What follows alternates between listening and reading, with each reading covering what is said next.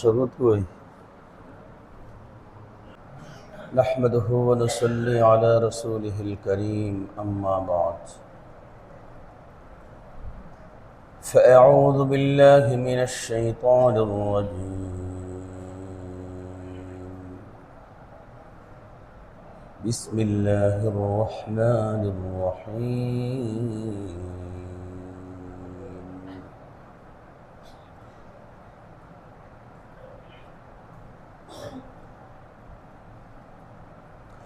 ثم قست قلوبكم من بعد ذلك فهي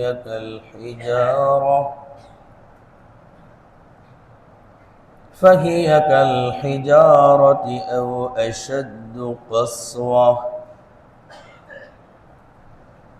وإن من الحجارة لما يتفجر منه الأنهار وإن منها لما يشقق فيخرج منه الماء وإن منها لما يهبط من خشية الله وما الله بغافل عما تعملون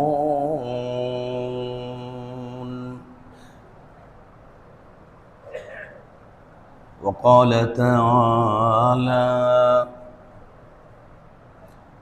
ألم يأن للذين آمنوا أن تخشع قلوبهم لذكر الله أن تخشع قلوبهم لذكر الله وما نزل من الحق صدق الله مولانا العظيم وصدق رسوله النبي الكريم ونحن على ذلك لمن الشاهدين والشاكرين والحمد لله رب العالمين اللهم صل على محمد وعلى آل محمد كما صليت على إبراهيم وعلى آل إبراهيم إنك حميد مجيد اللهم بارك على محمد وعلى آل محمد كما باركت على إبراهيم وعلى آل إبراهيم إنك حميد مجيد الحمد لله मुअज़्ज़ज़ मुहतरम मुसल्लियान किराम আল্লাহ পাকের অশেষ কৃপা দয়া আল্লাহ রব্বুল ইজ্জত ওয়াল জালাল এই মাহে রমজানের প্রথম দিন থেকে আজকের শেষ দিন পর্যন্ত আমাদেরকে সুস্থ রেখেছেন, আমাদের একখান দোয়া কবুলও করেছেন। সেই দোয়াটা ছিল, আল্লাহ রজবেও বরকত চাই, শাবানেও বরকত চাই, হায়াত চাই রমজান সহ। যদি রমজান মাস আসার 1 মিনিট আগেও কেউ মরে যেত তাহলে বোঝা যেত তার এই দোয়াটা কবুল হয়। যে মানুষটা মাহে রমজান ঢুকার 1 মিনিট পরেও দুনিয়া থেকে চলে গেছে তার দোয়াটাও কবুল হয়েছে। মাহে রমজানের প্রথম দিন থেকে নিয়ে আজকের এই শেষ দিন পর্যন্ত আমাদের রোজা সম্পর্কিত কর্মকাণ্ড আজ পর্যন্ত শেষ। এখন বাকি আছে হিসাব নিকাশ। ভাই কি বাকি আছে? আল্লাহর হাবিব বলেন, মান সামা রমাদান ঈমানান ওয়া ইহতিসাবা গুফিরা লাহু মা তাকদ্দামা মিন যামবিহি। আমার যেই উম্মত রোজার মাস পেল, আমার যেই উম্মত রোজার মাস পেল, ঈমান রাখলো, আবার রমজানের রোজার হিসাব নিকাশ করলো, আল্লাহর হাবিব বলেন, গুফিরা লাহু মা তাকদ্দামা মিন যামবিহি। আল্লাহ তাআলার পক্ষ থেকে তাকে মাগফুর হিসেবে ঘোষণা, মাফ করে দেওয়া হলো। তাকে যত গুনাহ তার জীবনে আছে সব গুনাহ তাকে ক্ষমা করে দেওয়া হলো। এই হলো রমজান মাসের ব্যাপারে হাদিস। থাক না, এমন করেন কেন? ছোট একটা মানুষ আসছে, ছোট মানুষকে একটু ইজি হইতে হবে আপনাদেরকে। রাসূল সাল্লাল্লাহু আলাইহি সাল্লাম যদি কখনো দেখতেন মসজিদে নববীতে ছেলেদের কিচির মিচির, নবীজি হাসতেন, রাগ করতেন না। নবীজির হাসি ছিল ইজহারে সুরুর, সন্তুষ্টি প্রকাশ, আনন্দ প্রকাশ। আর এই কিচির মিচির নিয়ে যদি কেউ ডাকডুক দিত, নবীজি রাগান্বিত হতেন আর বলতেন, কি ইচ্ছা তোমাদের? সন্তানগুলো কি বেনামাজি বানাতে চাও? সুবহানাল্লাহ বলেন না?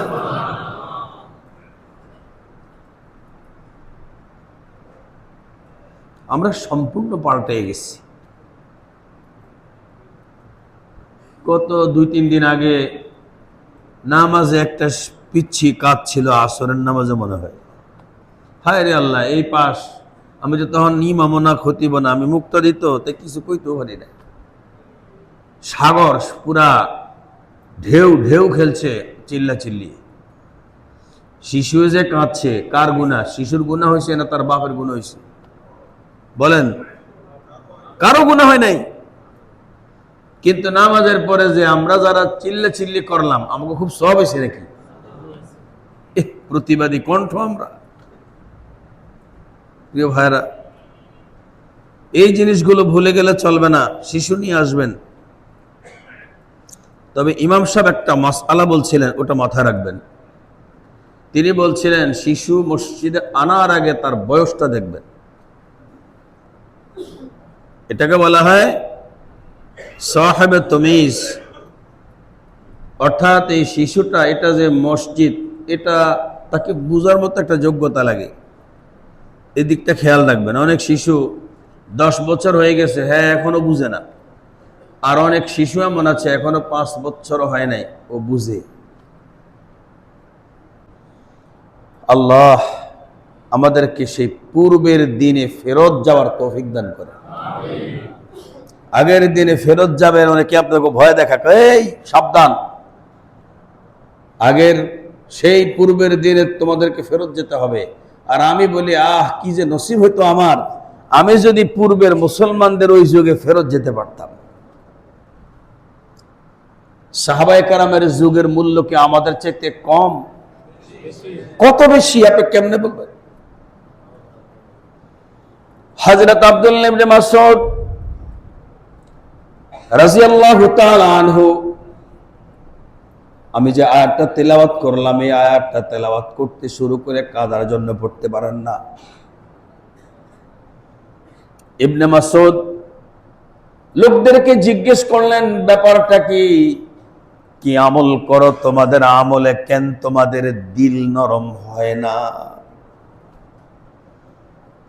কি নামাজ পড়ো, নামাজে কেন তোমার দিল নরম হয় না? কি রোজা রাখো, তোমার রোজায় কেন তোমার দিল নরম হয় না? কি তারাবি পড়ো, তোমার তারাবি কেন তোমার দিল নরম হয় না? অথচ ওমরের মতো কাফেরের দিল কোরআন তেলাওয়াতে নরম করে দিছে। ওমর সেদিন মুসলমান ছিলেন না। ওমরের দিল যেদিন কোরআন দ্বারা নরম হয়ে গেল, সেদিন ওমর মুসলমান ছিলেন না, ছিলেন কাফির। নবী হত্যা করার সিদ্ধান্ত নেবে, হত্যা করে পুরস্কার পাবে, বিশাল দাইনে বিশাল বড় পুরস্কার। কোরআন তেলাওয়াত শোনার পর হযরত ওমরের দিলটা এমন ভাবে নরম হয়ে গেল, দিলটা গলতে গলতে দিলের স্রোত নবীর দরবারে পর্যন্ত গিয়ে পৌঁছে গেল। দিলের পিছু নিলেন হযরত ওমর। দিল যেদিক আমরাও তো সেদিক, কথা ঠিক না? দিল যেদিক আমরাও তো সেই দিক। কখনো দিলে যদি সন্তানের মায়ার উদ্রেক হয়, আমরা সন্তানের দিক। বাবা মায়ের কথা যদি দিলে যদি আমাদের মায়ার উদ্রেক হয়, আমরা বাবা মায়ের দিক। স্ত্রীর কথায় যদি উদ্রেক হয়, আমরা স্ত্রীর দিক। অর্থাৎ দিল যেদিক আমরাও সেদিক। হযরতে ওমর তার দিল ছুটে চলছে প্রিয় হাবিবের দরবারে, পিছে পিছে ওমর। কিন্তু তরবারি তো ওই যে কোষে ঢুকাইতে মনে নাই, তরবারি খাপে ঢুকাবে এটা তো মনে নাই। দিল যেদিক, হেদায়েতের কারণে দিল গলে গেছে, এমন গলা গলছে। ওমর এখন পাগল হয়ে গেছে। যে তরবারি খুলেছিল নবীরে হত্যা, ভাই কথা কি বোঝা যায়?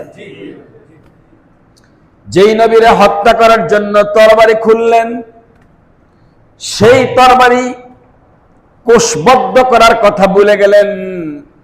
যার কারণে বাবে ওমর দিয়ে যখন হযরত ওমরের অবতরণ ঘটল, ভিতর থেকে সাহাবায়ে কেরাম দেখলেন। দেখতে পেয়ে প্রিয় হাবিবকে বললেন, ওই যে ওমর আসতেছে। নবী তাকালেন যেই জায়গায়, ওই জায়গার নাম আজও বাবে ওমর। বাইতুল্লাহর একটা জায়গার নাম আজও বাবে ওমর, আছে না নাই? জাবালে কাবা যেই পাশে, বাবে ওমরও সেই পাশে। হযরত ওমর সেই জাবালে কাবার পথ দিয়া পয়গম্বরের দিকে আসতেছেন, বরঞ্চ আগে তো এসেছিল ওমর নবীকে হত্যা করে পুরস্কার নেবে। কোরআন শোনার পরে কোরআন এমন করে বিগলিত হয়ে গেল নবীর। ওমরের দিল বিগলিত হয়ে গেল, গলে গেল। ওমর এখন দিলের পিছে পিছে ছুটতেছে, যাবে মুহাম্মদ সাল্লাল্লাহু আলাইহি ওয়াসাল্লামের দরবারে গিয়া পয়গম্বরের কাছে সারেন্ডার করে পয়গম্বরের কাছে নত হয়ে পড়বে লা ইলাহা ইল্লাল্লাহু মুহাম্মাদুর রাসূলুল্লাহ সাল্লাল্লাহু আলাইহি ওয়াসাল্লাম। প্রিয় ভাইরা আমার, এই রমজান ঘিরেই আমরা, এই রমজানটা ঘিরেই আমরা ছিলাম যেই পরিবেশে, তার নাম কোরআন। কথা ঠিক তো? হযরত আব্দুল্লাহ ইবনে মাসউদ বলেন, কিরে তোমাদের হলোটা কি? ওমর যখন কাফের ছিলেন, ওমরের দিল গলল কোরআন দ্বারা, তোমাদের দিল কেন গলে না? এই কথা শোনা মাত্রই সাহাবায়ে কেরাম ঝরঝর করে কাঁদতে শুরু করেন। মূলত আয়াত ছিল এটা, আমি যে আয়াতটা তেলাওয়াত করলাম, এই আয়াতটা শোনা মাত্রই সাহাবায়ে কেরাম অঝরে কাঁদতে লাগলেন। সাহাবায়ে কেরামের কান্না ইবনে মাসউদ আর তেলাওয়াত করতে পারলেন না, তিনি থেমে গেলেন। হযরত আবু বকর সিদ্দিক আয়াত পড়তে পারতেন না। যখনই এই আয়াত তিনি তেলাওয়াত সিরিয়ালে আসতো, আয়াতটা জবানে আনা মাত্রই তার ধুকরে কান্না শুরু হয়ে যেত। এমন ভাবে তিনি কাঁদতেন, কান্নার কারণে একটা শব্দ তিনি সামনে পড়তে পারতেন না। প্রিয় ভাইরা আমার, আমরা আজকে সেই পরিবেশে,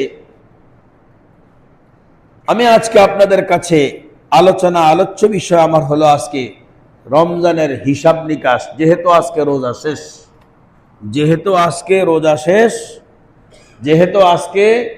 রমজানের রোজা শেষ, তাই আজকের আলোচনা হবে রোজা ও রমজানের হিসাব নিকাশ। শুধু রোজার হিসাব নিকাশ নয়, রমজানেরও হিসাব নিকাশ। প্রিয় ভাইরা, অনেক মানুষ এমন আছে রোজা রাখছে কিন্তু রমজানের পবিত্রতা রক্ষার পিছনে মেহনত ছিল না। কথা বলেন। অনেক মুসাফিরকে এমন দেখা গেছে আল্লাহ তাকে রোজার ছুটি দিছে কিন্তু রমজানের সাথে বেয়াদবি করেছে।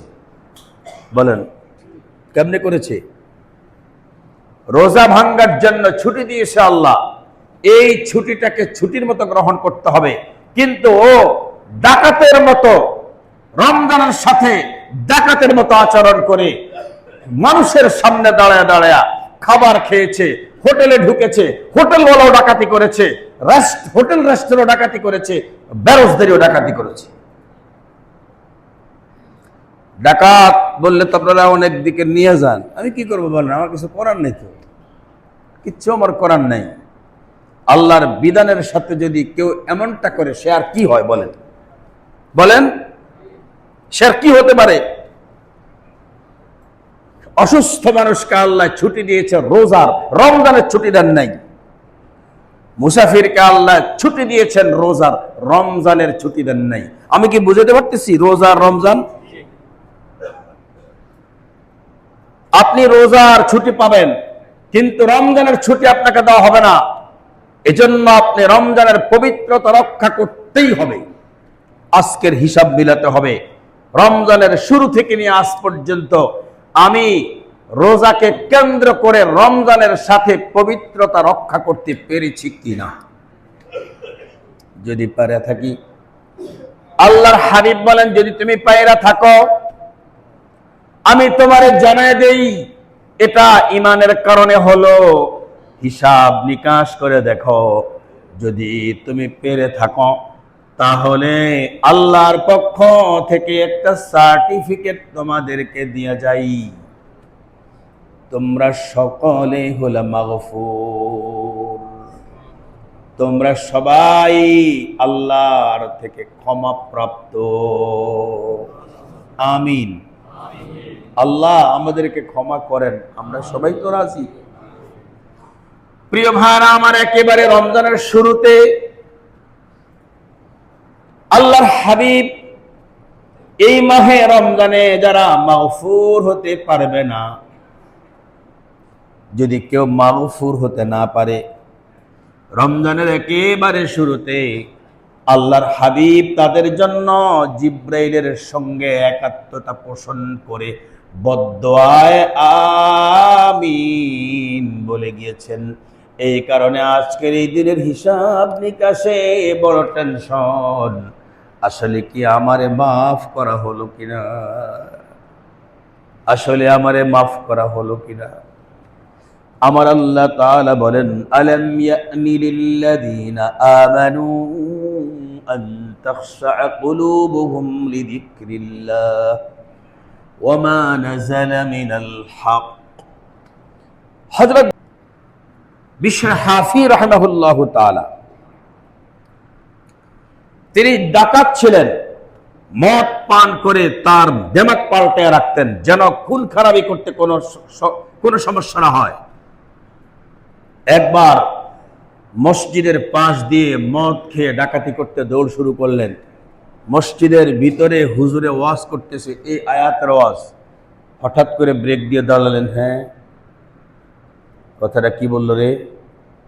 আলাম ইয়ানি লিল্লাযীনা আমানু আন তাখশা কুলুবুহুম লিযিকরিল্লাহ ওমা নাযালা মিনাল হক। কিরে মুমিন, এখনো কি তোর দিল নরম হওয়ার কি সময় কি আসে নাই? কিরে মুমিন, এখনো কি তোর দিল নরম হওয়ার সময় কি আসে নাই রে? এ মুমিন, আসে নাই রে কি তোর ওই সময়, যেই সময়ে তোর দিলটা নরম হবে? বিশরে হাফি দাঁড়ায় গেলেন, দাঁড়ায় চিন্তা করলেন, মনে হয় আমারে বলছে। আমরা যেমন ওয়াজ করলে অনেক মুসল্লি আর হানা কয় না, কথাটা মনে হয় আমারই কইছে। আমি তো আসলে জানি না কে কোনটা। আমি কি জানি কার কার দিল নরম হয় নাই? জানি। কার কারটা নরম হয়েছে এটাও কি জানি? কিন্তু আজকে আমরা প্রত্যেকেরই হিসাব করে দেখব আমারটা নরম হলো কিনা। যদি নরম হয়ে থাকে আলহামদুলিল্লাহ বলবো, আর যদি নরম না হয়ে থাকে, নরম হওয়ার সময় আছে কিনা সেই বিষয়ে আলোচনা হবে ইনশাআল্লাহ। আজও আমাদের দিল নরম করার সময় আছে, এখনো সময় আছে আলহামদুলিল্লাহ। বলেন এখনো সময় আছে। বিশ্বের হাফি চিন্তা করলেন, কিরে আমার এই কি করলো? দাঁড়িয়ে গেলেন, দাঁড়িয়ে নিজের জিজ্ঞেস করলেন, এই দিল আসলেও কি তুই আল্লাহর জন্য কি নরম হইনি কোনদিন? দিল তার সঙ্গে কথা বলছে, কয় না, জীবনে কোনদিন এখনো আমি আল্লাহর জন্য নরম হই নাই। কথাটা বলা মাত্রই বিশরে হাফি সামনে না গিয়া পিছনে গেলেন, মসজিদের দরওয়াজাটা কোন পাশ দিয়ে ঢুকে গেলেন। ঢুকার পরে দেখলেন ইমাম সাহেব আরেকখানে আয়াত তেলাওয়াত করে। আল্লাহু আকবার। মনে মনে চিন্তা করলেন, আগের আয়াত পাল্টালে লোকা। এবার তেলাওয়াত শুনলেন, সুম্মা কাসাত কুলুবুকুম মিন বা'দি যালিক ফাহিয়া কাল হিজারাতি আও আশাদ্দু কাসওয়া ওয়া ইন্না মিনাল হিজারাতি লামা ইয়াতাফাজ্জারু মিনহুল আনহার ওয়া ইন্না মিনহা লামা ইয়াশাক্কাকু ফায়াখরুজু মিনহুল মা ওয়া ইন্না মিনহা লামা ইয়াহবিতু মিন খাশইয়াতি وما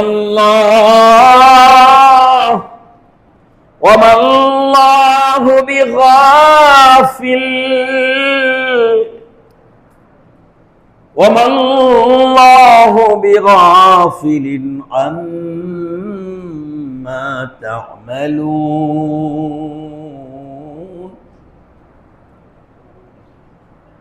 বিশ্বের হাফি কাঁথে মরে গেলেন। আয়াতের মর্মটা কি ছিল? আয়াতের মর্মটা এমন ছিল, ও মুসলমান, দিলটারে কাফেরের মতো যদি বানাও তবে মুক্ত হবে, কিন্তু বনি ইসরাইলের মতো বানালে কোনোদিন মুক্ত হবে না। বনি ইসরাইলের মাঝে অনেক মুসলমান ছিল, মুসার উম্মত ছিল, কিন্তু দিল ছিল পাষাণ। আমরা বলি না মাঝে মাঝে, ভাই রে ভাই কি পাষাণ হৃদয়, বলি কিনা ভাই? শোনা যায় ভাই ওইদিকে? আপনারা কি ওইদিকে শুনতে পাচ্ছেন? আল্লাহ আয়াতের দিকে ইশারা করেছেন, তোমরা তোমাদের দিলটা কার মতো বানাবে? এক নম্বরে মুসলমানের মতো বানাতে হবে, সাহাবায়ে কেরামের মতো বানাতে হবে। এরপরে সর্বনিকৃষ্ট দুই রকমের দিল, একটা হলো বনি ইসরাইলের দিল, আর একটা হলো কাফিরের দিল। কাফিরের দিল থেকে ইসলামে আসা সহজ, কিন্তু বনি ইসরাইলের দিল থেকে ইসলামে আসা এত সহজ না। আমি কি বুঝালাম আপনাদেরকে? অনেক মানুষ, আমরা বনি ইসরাইলের অনেক কিছুকে ভালোবাসি। বনি ইসরাইল মানে ইহুদি আর খ্রিস্টান। ইহুদি আর খ্রিস্টান, এরা বনি ইসরাইল জন্ম শুরু এদের থেকে। এরপর আস্তে আস্তে বনি ইসরাইল ছাড়াও অন্যরাও ইহুদি খ্রিস্টান আছে। এখনো সারা বিশ্বে বনি ইসরাইলীরাই সবচেয়ে বেশি ইহুদি খ্রিস্টান। আমার আল্লাহ তাআলা বলেন, বনি ইসরাইলীদের মতো যেন কারো দিল না হয়। আমিন বলেন। কারণ ওদের অবস্থাটা এমন, আল্লাহর আয়াত আসতে আসতে তারা যদি আয়াতের মধ্যে ওদেরকে যদি চুপ দিয়েও রেখে দেওয়া হয়, আর সেখান থেকে তাদেরকে যদি উঠানো হয়, সুম্মা ক্বাসাত কুলুবুকুম মিন বাদি যালিক, মানে আল্লাহর আয়াতের ভেতরে তাদেরকে ডুবিয়ে রাখার পরে তারপরও যদি ওদেরকে উঠানো হয় চেক করার জন্য, দেখে এবার তাদের দিলটা নরম হলো কিনা, আল্লাহ কয় না না, ফাহিয়া কাল হিজারা, ওটা পাথরের মতো শক্ত। কিসের মতো? পাথরের সংবাদ শোনার পরে পাথর নিজে কাঁদে।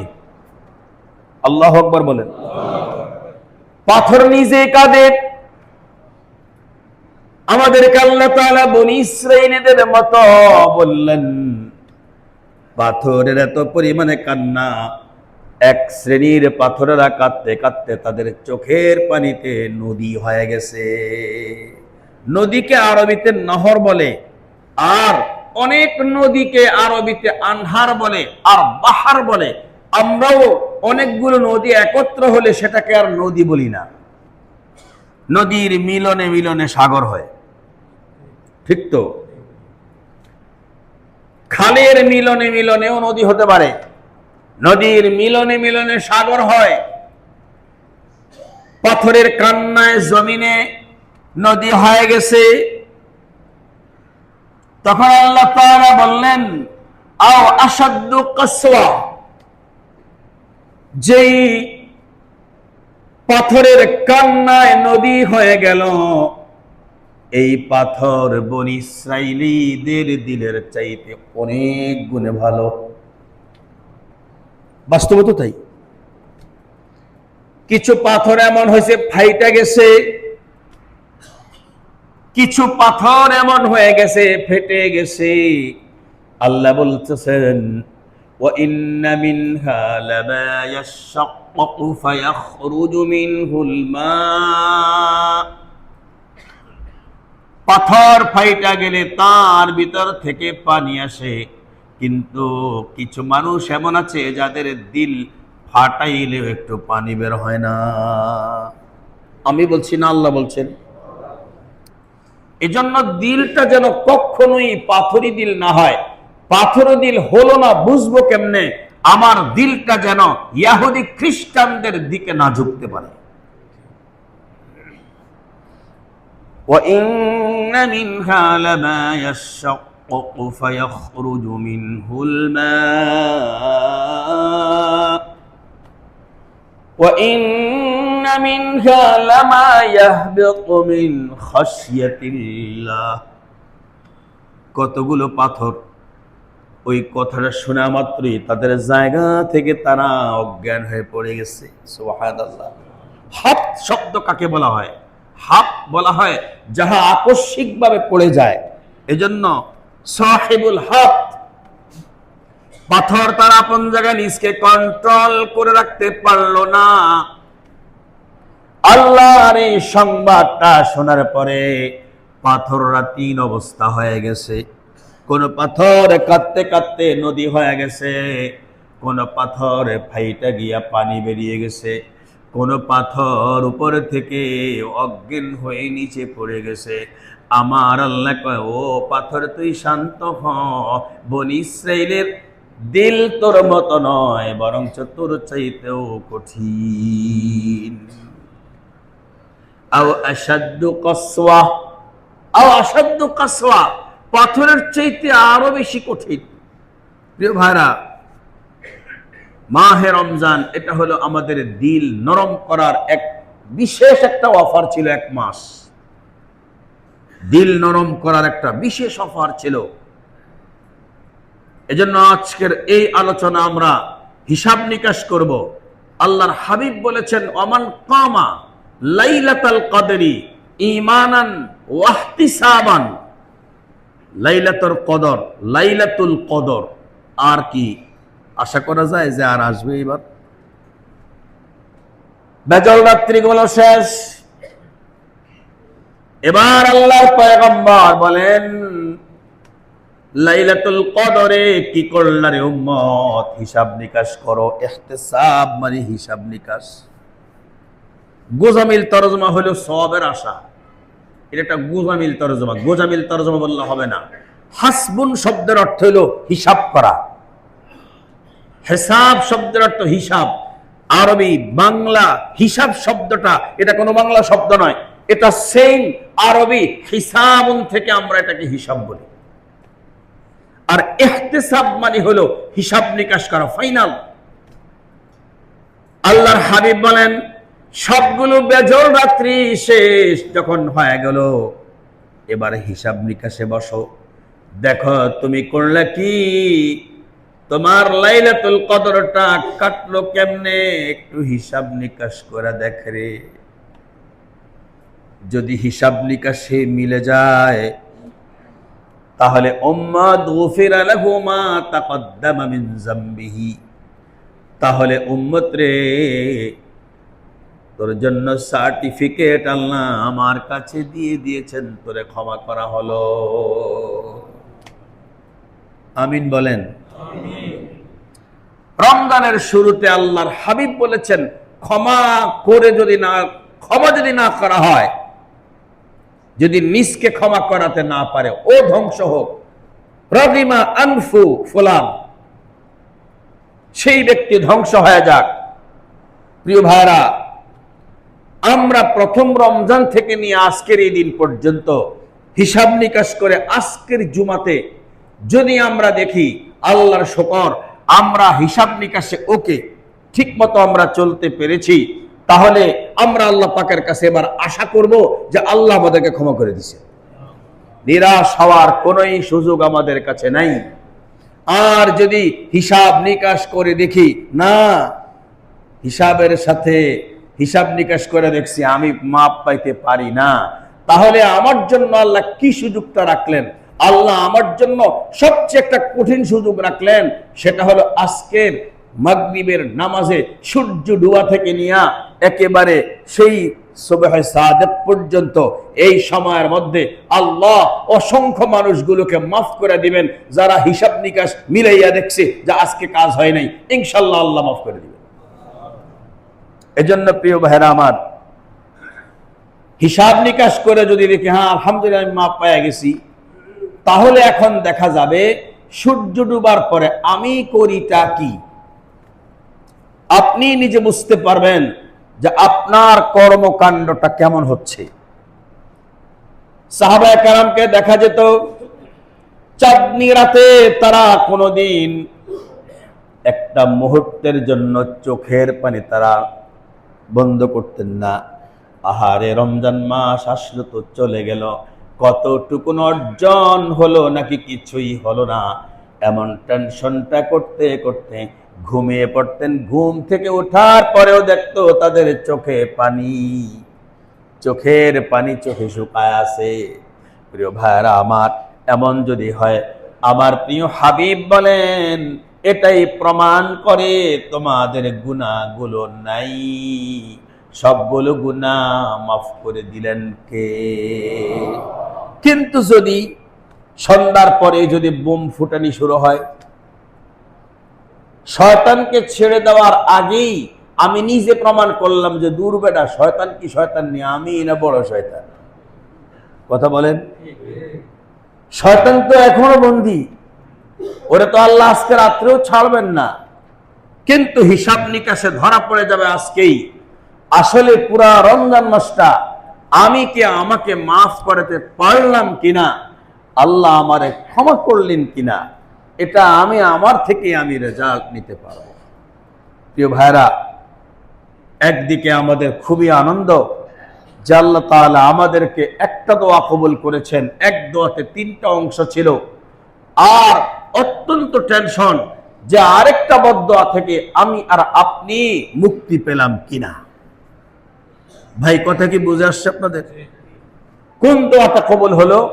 আল্লাহুম্মা বারিক লানা ফি রজব ওয়া শাবানা ওয়া বাল্লিগনা রমাদান। এই দোয়াটা আমি করলাম, আমি হাতে হাতে দেখলাম কবুল হয়ে গেল।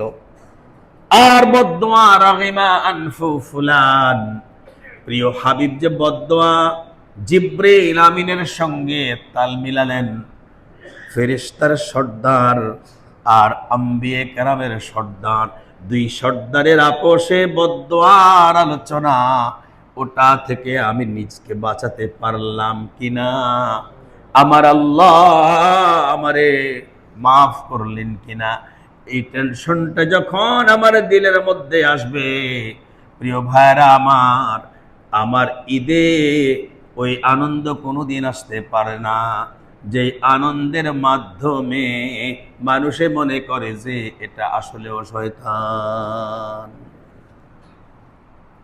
কথা বলেন। এজন্য আজকের রাত্রে আমরা করবোটা কি?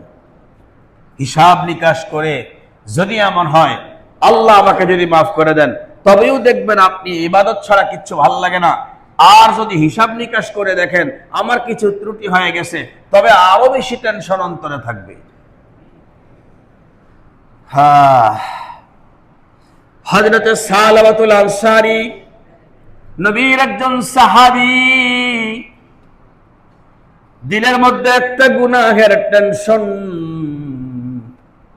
একটা মাত্র গুনাহ। প্রিয় ভাইরা, মার্কেটে গেলে কত বেগানা নারীর সঙ্গে আমাদের শরীরের সাথে লেগে যায়, লাগে না?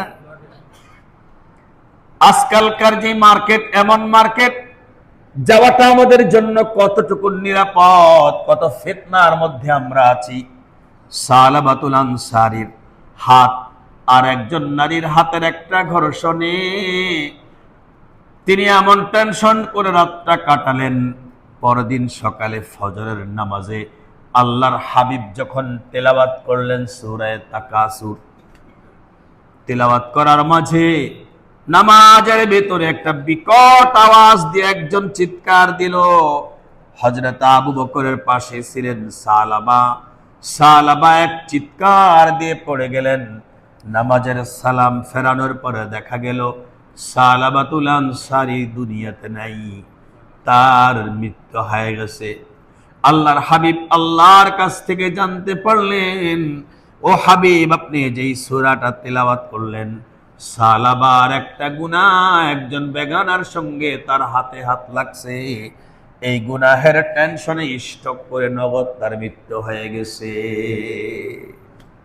প্রিয় ভাইরা, দেখেন সাহাবায়ে কেরামের জীবনী আর আমাদের জীবনী, আমরা কি করি? আমরা আমাদের সব গুনাহ থেকে আজকে আমরা এই মসজিদ থেকে গুনাহগুলো পরিষ্কার করে বের হতে চাই। ভাই, কে কে রাজি? আল্লাহর হাতটা একটু দেখাই ভাই। আল্লাহ আপনি আমাদেরকে তৌফিক দান করেন। আরো জোরে বলেন আমিন। বলুন, আর কি আমাদের সময় আছে? আজকের পরে কি আর রোজা? সূর্য ডুবে গেলে কি আমরা আর কি রমজান মাস এবারের জন্য আর পাবো? আর কি এমন সুবর্ণ সুযোগ কি আমাদের কাছে কি আছে? গেট তো লাগাই দেবে, ক্লোজ, আজকে ক্লোজ হয়ে যাবে। কত মার্কেট আপনারা দেখতে জানেন যে ওরা ঘোষণা দিয়ে দেয় অমুক তারিখ থেকে ক্লোজ হবে, কত হোটেল অমুক তারিখ থেকে ক্লোজ হবে, এইভাবে ক্লোজ করে দেওয়া হয়। আল্লাহ পাক আজকে এই ঘোষণাটা দিয়ে দিলেন যে তোমাদের জন্য আজকে মাগরিবের নামাজের মাগরিবের নামাজে আগ দিয়ে সূর্য ডুবা মাত্রই রোজা ক্লোজ হবে। আর আগামী দিন তোমাদের ঈদের নামাজ পড়া পর্যন্ত তোমাদের রমজানের সব বরকত ক্লোজ হয়ে যাবে, আর কোনো সুযোগ কারো কাছে থাকবে না। এজন্য আমরা যেই কোনো উপায়ে হোক আমাদের রোজাগুলো আল্লাহ কবুল করেন, সকলে বলি আমিন। আসুন আমাদের দুটো আয়াত, একটা আয়াত হলো আলাম ইয়াকনি লিল্লাযীনা আমানু আন তাখশা কুলুবুহুম লিযিকরিল্লাহ ওয়া মা নাযালা মিনাল হক। আরেকখান আয়াত সুম্মা কাসাত কুলুবুকুম মিন বা'দি যালিকা ফাহিয়া কাল হিজারাতি আও আশাদ্দু কাসওয়া ওয়া ইন্না মিনাল হিজারাতি লামা ইয়াতাফাজ্জারু মিনহুল আনহার ওয়া ইন্না মিনহা লামা ইয়াশাক্কাকু ফায়াখরুজু মিনহুল মা ওয়া ইন্না মিনহা লামা ইয়াহবিতু মিন খাশইয়াতিল্লাহ। এতটুকুনের পরে অল্প একটু আয়াত বাকি আছে, ওয়াল্লাহু বিগাফিলিন আম্মা তা'মালুন।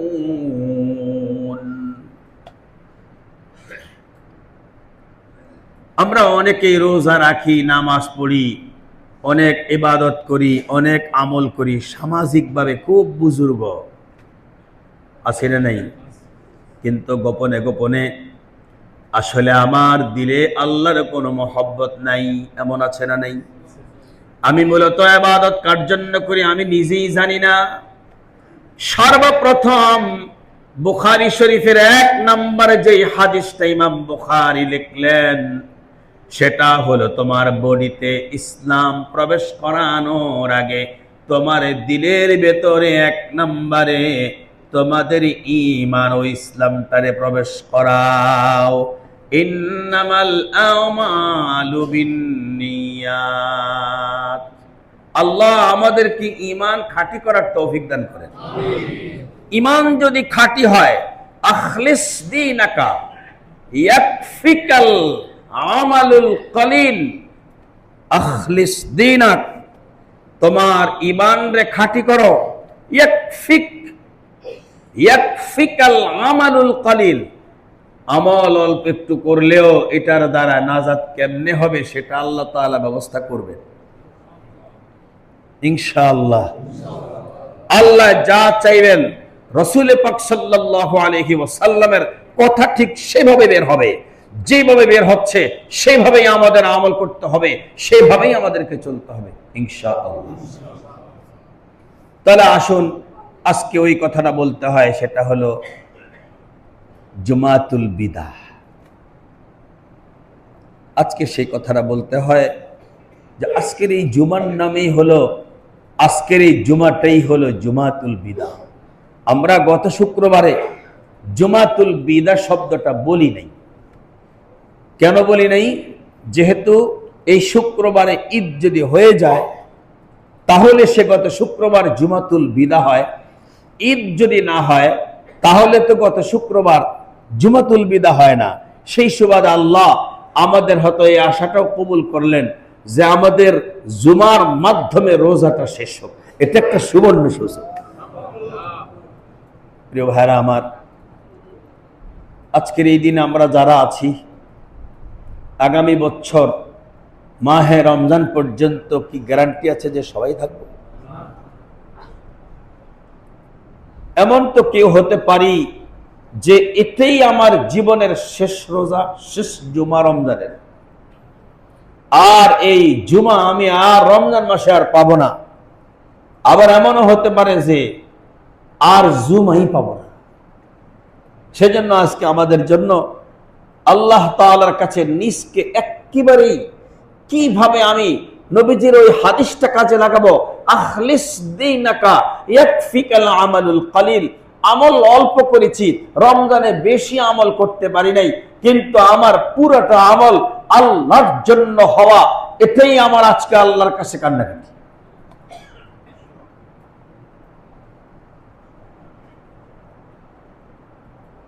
প্রিয় ভাইরা, পোশাক পরবো কালকে আমরা। কি পোশাক পরবো বলেন? উত্তম না নতুন? কথা ভাষাগুলো বুঝেন। নতুন না উত্তম? একটা পোশাক মার্কেট থেকে কিনে আনলেন, এটা ধোন নাই, আর একটা পোশাক পুরাতন, এটা ধোয়া। দুইটার মধ্যে উত্তম কোনটা? বাস্তব তো। একটা পরিষ্কার আর একটা পবিত্র। পরিষ্কার আর পবিত্র কি এক জিনিস? আমাদের যে হিন্দু ভাইয়েরা দেখবেন তাদের ধবধবে সাদা ধুতিগুলো, এত সাদা আমরাও পড়তে পারি না।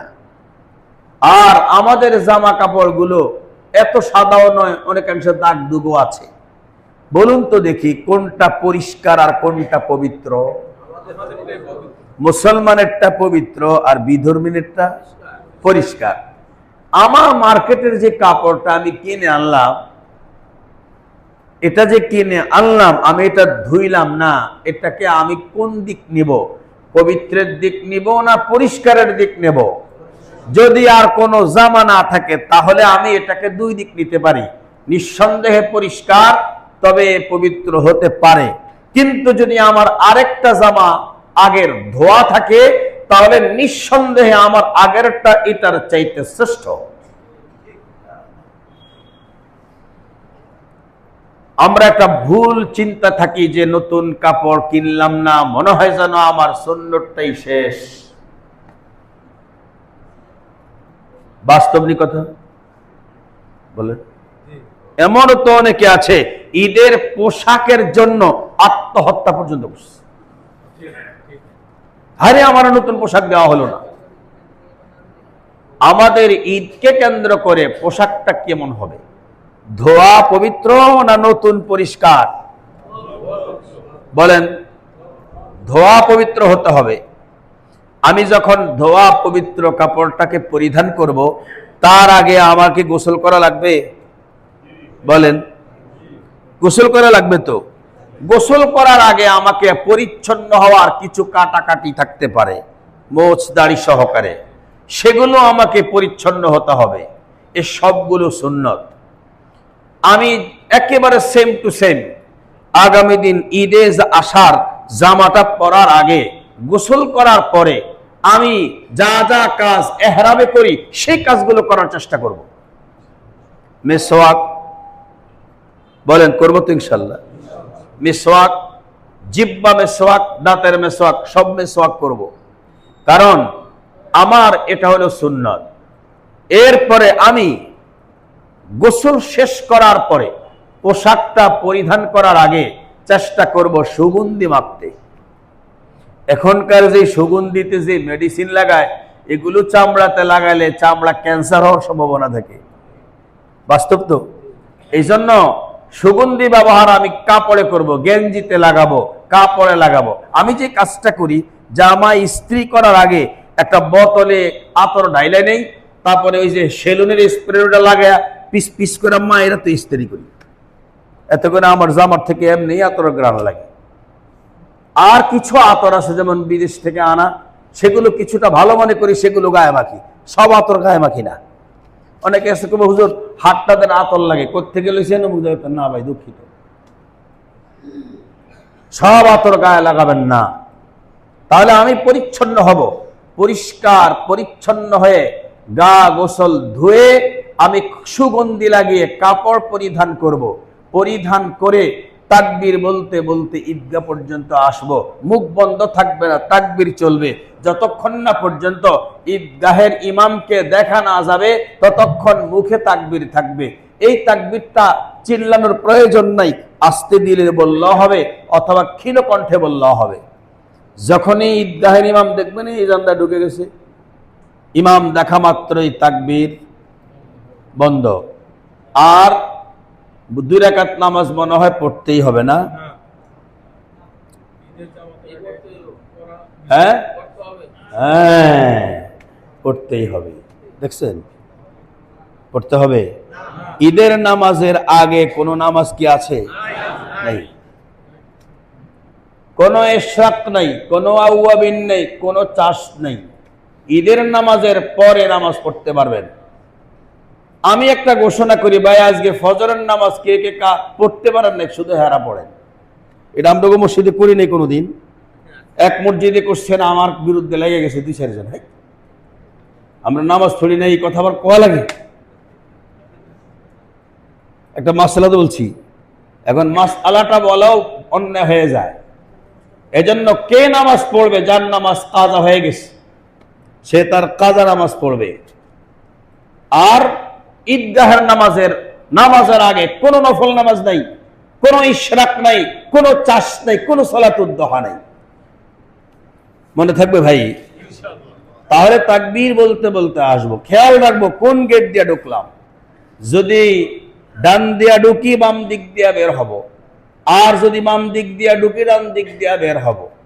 এটা মূলত এটা করতে হয় কখন? যদি এমন হয় যে সবাই এক গেট দিয়ে আসলে জ্যাম হবে, আবার ঠিক আছে সবাই যদি এক গেট দিয়ে আসে রাস্তা জ্যাম হয়ে যাবে। আবার এমন হবে যে প্রত্যেকে যদি এক গেট দিয়ে ঢুকে, তাহলে সে কি করবে? তার একটাই গেট, সে একটাই ব্যবহার করবে। উদ্দেশ্য হচ্ছে সবার সঙ্গে যেন দেখা হয়। গেট পরিবর্তনের অন্য কোনো উদ্দেশ্য নয়। আমি ওই গেট দিয়ে ঢুকলাম, যারা ওই গেট দিয়ে আছে তাদের লগে সাক্ষাৎ হলো, আবার এই গেট দিয়ে বের হলাম।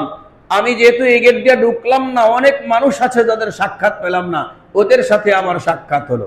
ঝগড়া করার জন্য নাকি মহব্বত করার জন্য? এই প্রসঙ্গে কোরআনে কারীমের অনেকগুলো আয়াত আছে। মুসলমানের মাঝে ভ্রাতৃত্বের সম্পর্ক। বুখারীতে হাদিস আছে, আল মুসলিম আখুল মুসলিম। আল্লাহ কোরআনে বলেছেন, ইন্নামাল মুমিনুনা ইখওয়া। মুমিনরা ভাই। নবীজি বলেছেন, মুসলমানের ভাই। অতএব যদি আমাদের মাঝে আজকের এই দিন পর্যন্ত কোনো কারণে কাহারও সাথে কোনো মন মালিন্য থাকে, তাহলে আমি অবশ্যই এক্ষুনি মাফ করে দেব। আমি এক্ষুনি মাফ করে দেব। ওই যে আসরের আগে, মাগরিবের আগে, ইফতারের সময়, আর ভাই যদি মরে গেলাম, এজন্য এক্ষুনি মাফ করে দিতে রাজি আছি আমরা কারা কারা? ইনশাআল্লাহ রাজি আছি কারা কারা? কাহারও ব্যাপারে কোনো বিদ্বেষ রাখবো না, আল্লাহ তৌফিক দান করে।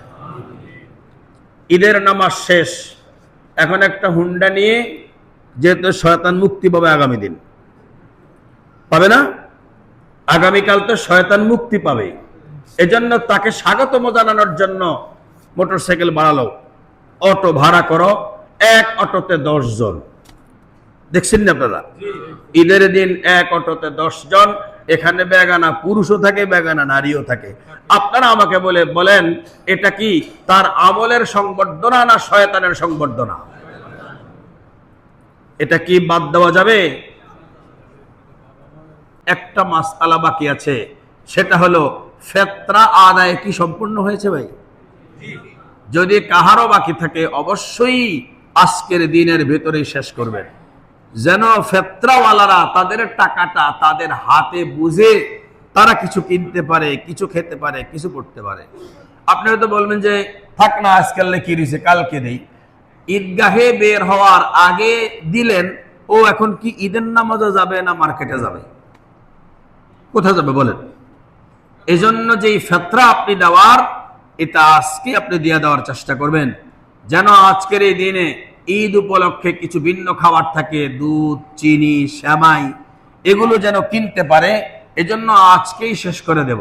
এখন যদি এমন হয়, আমার প্রতিবেশী একজন গরিব মানুষ, সে যদি এসে বলে যে আবার ঈদের জন্য একটু তেলের দরকার, একটু সেমাইয়ের দরকার, আপনাকে কি ফিতরা আসেনি? তা আপনি কবেন না না ফিতরা নাই, এটা বলবেন নাকি এটা চিন্তা করবেন যে আহা, আমি কি ফিতরার থেকে খাই, আমার থেকে আমি ওর একটু দেই? এজন্য এটাই হলো ইন্নামাল মুমিনুনা ইখওয়া।